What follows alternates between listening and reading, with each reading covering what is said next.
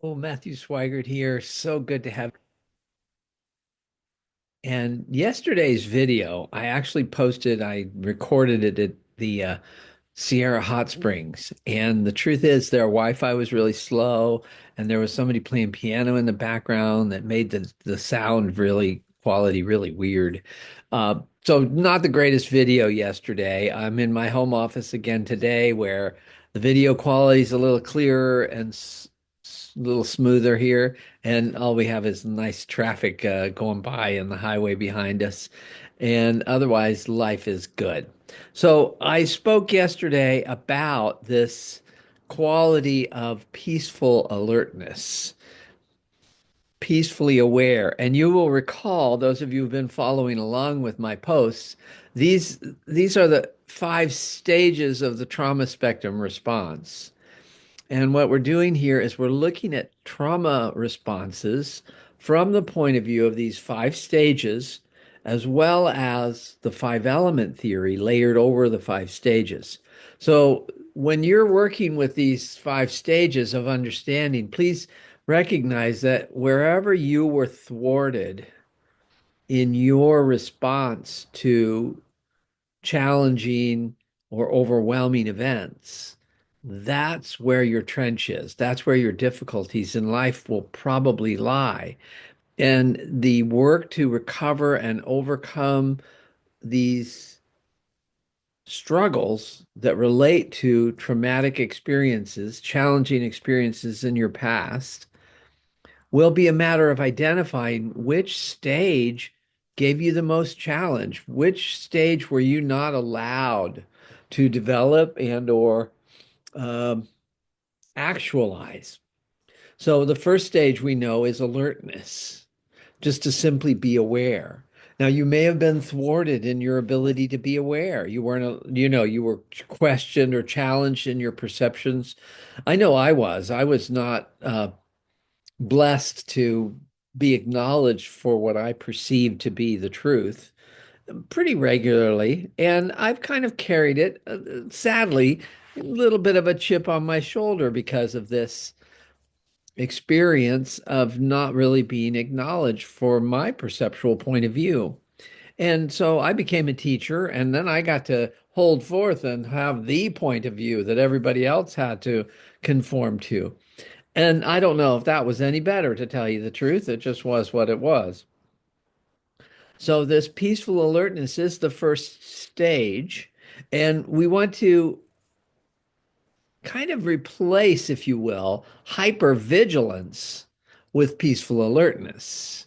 So I want to be able to be alert and aware of what's going on in my surroundings, but not be hyperly activated as if, oh gosh, another shoe's going to drop. Oh boy, it's trouble. I better be a swivel head because you never know when the next catastrophe could happen, which is basically the MO of a lot of authority figures who want to kind of force you to keep jumping, keep dancing, keep jumping through hoops.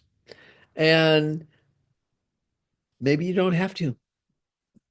Maybe that hoop isn't worth jumping through. Maybe you don't have to keep dancing. So, peacefully alert, though, you may. You may want to dance. You may want to jump through the hoop. It may be fun, but it's your choice ultimately. And what I'm reminded of in this moment is these five elements also correlate with something called the five freedoms: the freedom to perceive, to think, to feel, to desire, and to choose. So, feel, think, desire, choose. Did I miss one? I did. Feel, think, desire, think. Oh, perceive. The one I'm talking about right now. Perception. The perceive, think, feel, desire, and choose, right? And so the first of the stages is to perceive, to open your perception, open your perceptual field, right? And then you get to think about that field. And that's our second stage, which is the ability to determine whether this is safety or threat. And as I mentioned in my video yesterday, I'm going to launch a little 5-day challenge where we go through each of these stages of the trauma response and see if we can determine where you might have gotten thwarted. Was it in your ability to have a perception? Was it in your ability to discern whether that which you perceived was either threatening or safe? Hmm? Yes, and this is the second stage. You may perceive a twig snapping in the woods, but it could be a good Samaritan. It might not be a predator. I like to tell the story of a good friend of mine who, as a single woman in her youth, hiked the Appalachian Trail. And at one point, walking down that trail, she crossed in between a mama bear and a cub.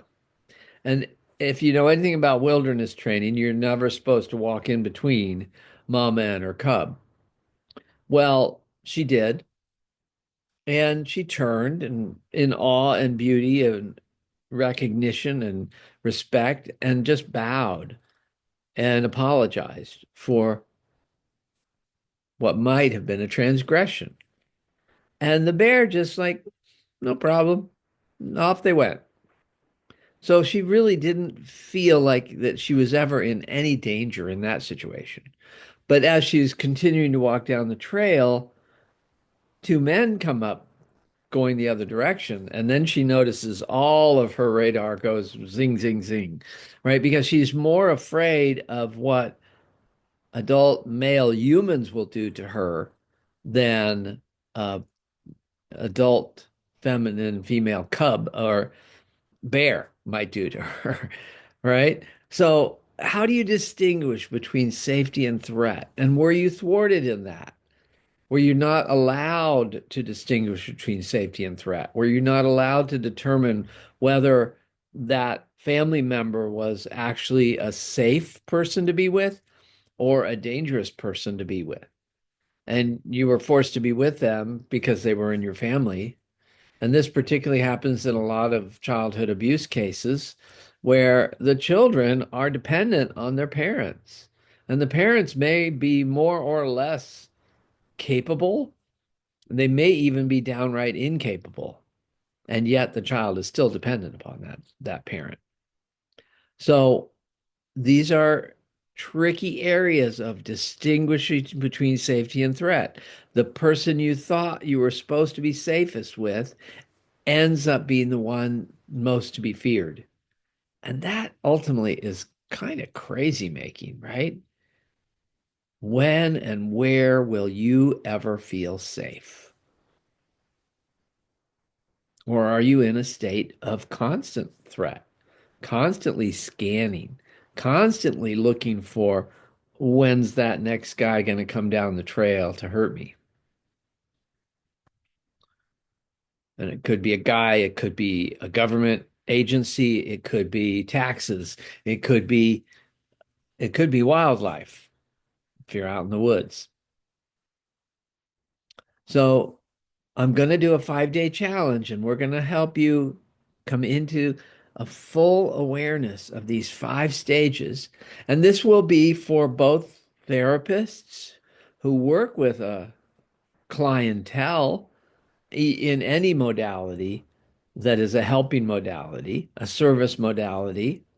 And it will also be for anyone who is working to help themselves with their traumatic responses and their triggers to life. All right. So, Matthew Sweigart here. That's enough video logging for today. And I will talk to you tomorrow again.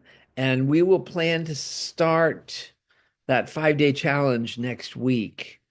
I think I'm going to look at my calendar and get clear about what are the best days for a live challenge. And it'll probably be 20 minutes to a half an hour each challenge, maybe up to an hour.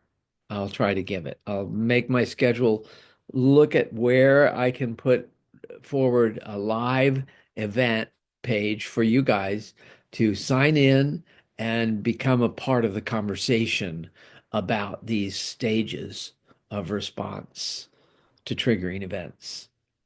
All right. Have a good day for now. It's so good to be with you. You are amazing, amazing listeners, amazing beings who are paying attention to this approach and utilization of the five element theory to enhance your awareness and ability to handle trauma and difficulty in your life. So for now, Matthew Sweigart signing off. Thanks so much. Really good to be with you. Take good care. Bye bye.